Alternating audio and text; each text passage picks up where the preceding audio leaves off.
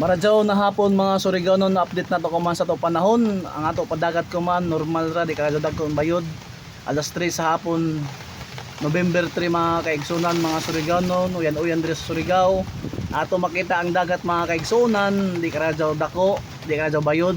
Normal pa man ang ato kaimtang kuman no. Muna update sa Surigao mga kaigsunan, makita nato way biyahe kuman mga lansa pa Cebu, Dinagat og Siargao o pabalik sa Surigao. Mo na mga kaigsuonan, amping-amping lang ta dire oh, amping-amping lang ta dahil kami sa Surigao City kuman. Update nato ang mga katawan mga Surigaonon. Adyo ko pa problema kaya ato bagyo kuman okay pa man. Daghang salamat, maradyaw na hapon mga Surigaonon. Maradyaw na hapon mga Surigaonon, update ako man sa Sabang na area, dari ang Sabang kuman mga kaigsuonan. Nakita natong area sa dagat. Peaceful ang dagat nato kuman sa Sabang mga kaigsuonan.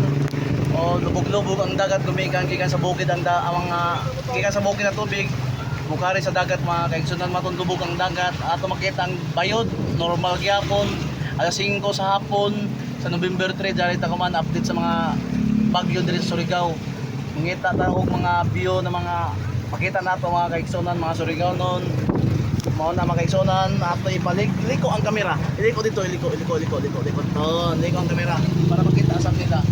Okay, yan na ato update naman. Maradyaw na hapon mga Surigao noon.